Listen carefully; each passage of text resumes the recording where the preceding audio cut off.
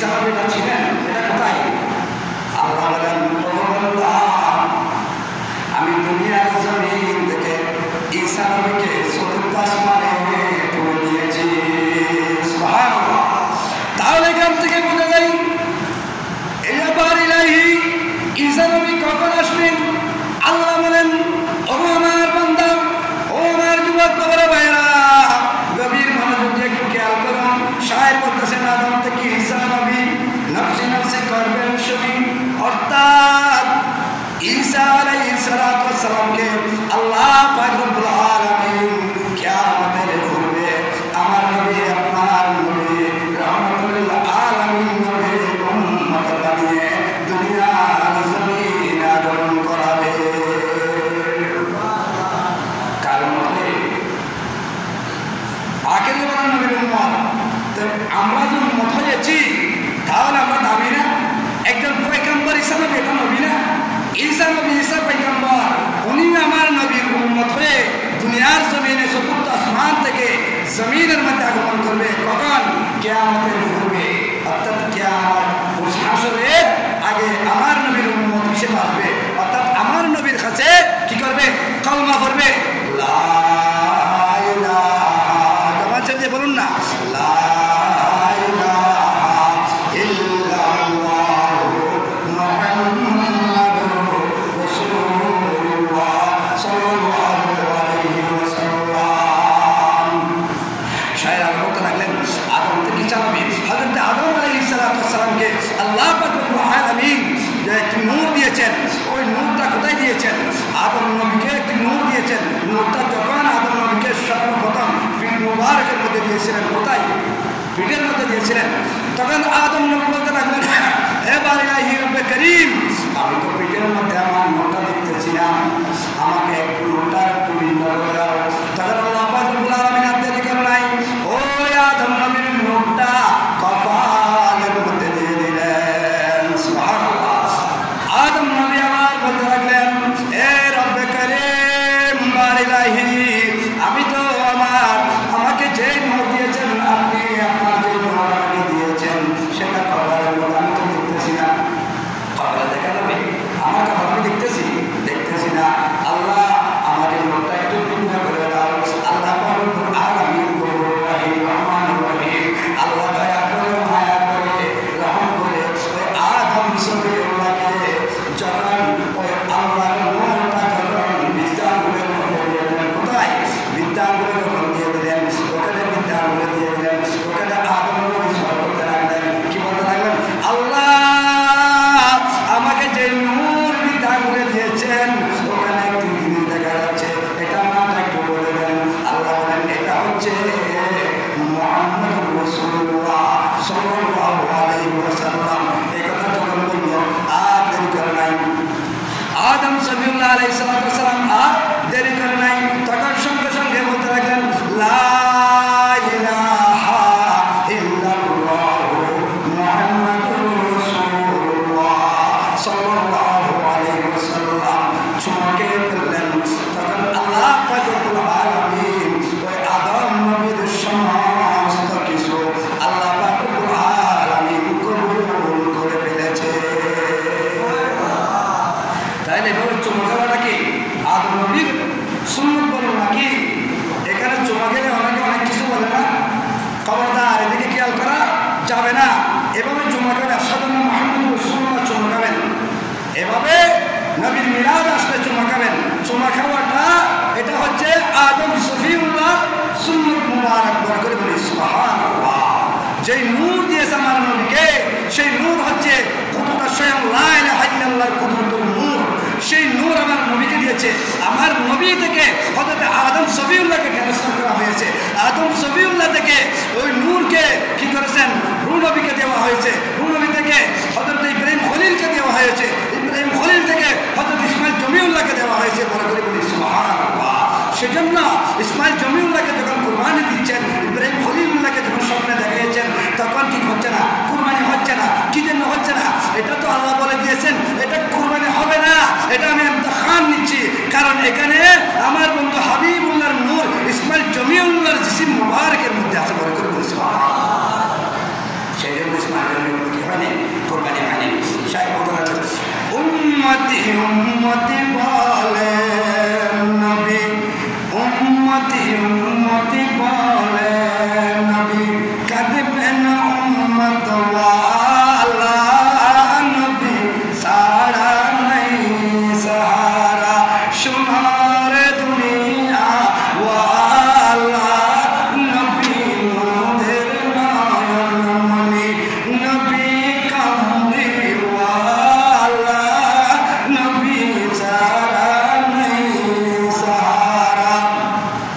আল্লাহ বলেন আমার বন্ধু হাবিবুল্লাহ দুনিয়ার জমিনে এসেছে মা আমেনার সেকাম মুবারক থেকে, মা আমেনার সেকাম মুবারক থেকে। আল্লাহ বলেন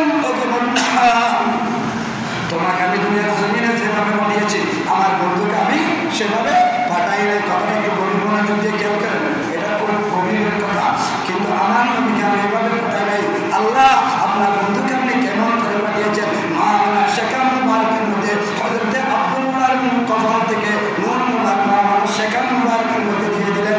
সেকাম মুবারক যখন দিলেন তখন আমার নবী আপনার নবী হায়াতুন নবী রাহমাতুল আলামিন নবী মা আমেনার সেকাম মুবারকে আসলেন। আল্লাহ পাক রব্বুল আলামিন আমার নবীকে আমরা যেভাবে দুনিয়ার জমিনে পোশাক হয়েছে যেভাবে হয় নাই, আমার নবী এসেছেন ছাদ দিয়ে, কোন দিক দিয়ে? মা আমেনার সাইডে, লজ্জাস্থান দিয়ে আসে নাই।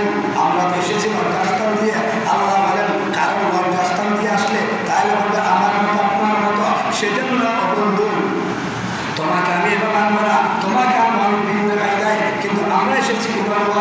আমরা কি এসেছি উলঙ্গ অবস্থায়? এসেছি আমরা এসেছি উলঙ্গ অবস্থায়, কিন্তু আমার নবীকে উলঙ্গ আসে নাই। আমার নবীকে বলেন এ জিবরাইল আমিন যাও যাও যাও বেহেশত থেকে আমার বন্ধু হাবিবুল্লাহর জন্য তুমি বেহেশতের সর্বপ্রকারের উন্নত মানের ঢেঁড়স নিয়ে আসো, যার জন্য আমি দুনিয়া বানিয়েছি, যার জন্য নিয়ামত বানিয়েছি, যার জন্য কুলকাইনা সাজিয়েছি, আমার বন্ধুর জন্য জান্নাতি ঢেঁড়স নিয়ে আসো। সেজন্য আমার বন্ধু দুনিয়ার জমিনে আসলে জান্নাতি ঢেঁড়স নিয়ে, কোনো দেশি হলো নবী জান্নাতি ঢেঁড়স নিয়ে পোশাক নিয়ে এসেছেন। এটার মধ্যে শেষ নয়। আল্লাহ বন্ধু তুমি কেমন নামে যাবে?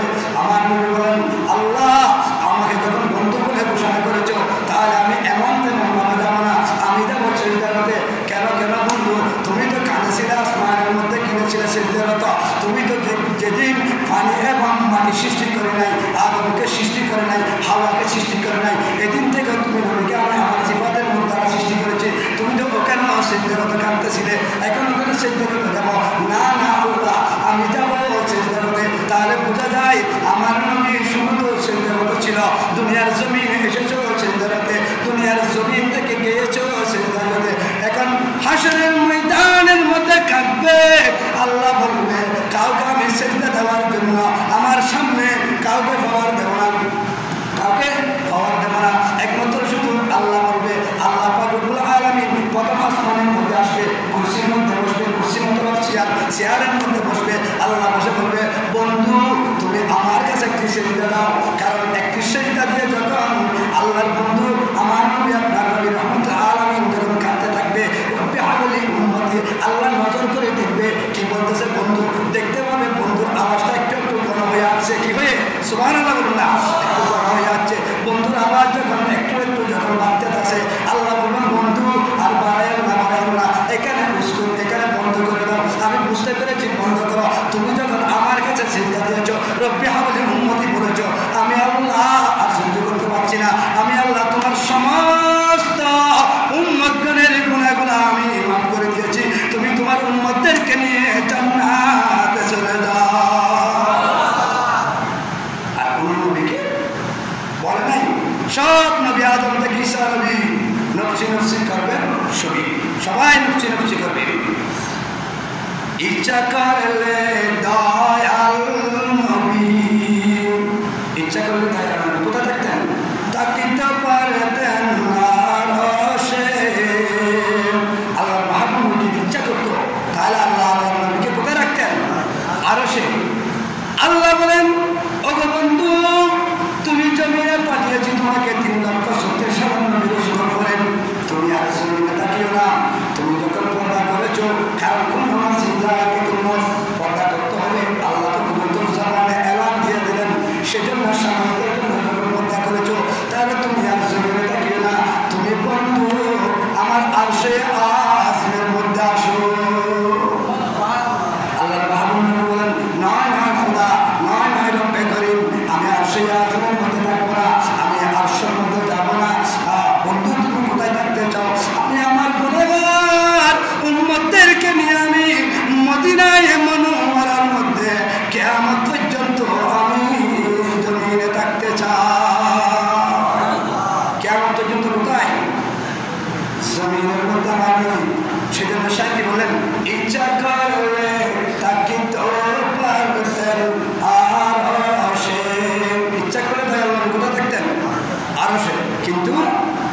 নবী ইচ্ছা করে নাই, নবী চেয়েছেন উম্মতদেরকে নিয়ে জমিনে থাকার জন্য, কারণ নবী কাঁদেছেন উম্মতের জন্য, সেজন্য নবী এখন কি আছে? জমিনে আছে। উম্মতের মায়ায় পড়ে, কার মায়ায়? আমাদের মায়ায়। কিন্তু আমরা তো নবীকে ভাই বলি, দোষে গুণে মানুষ বলি, আমার মতো আপনার মতো বলি।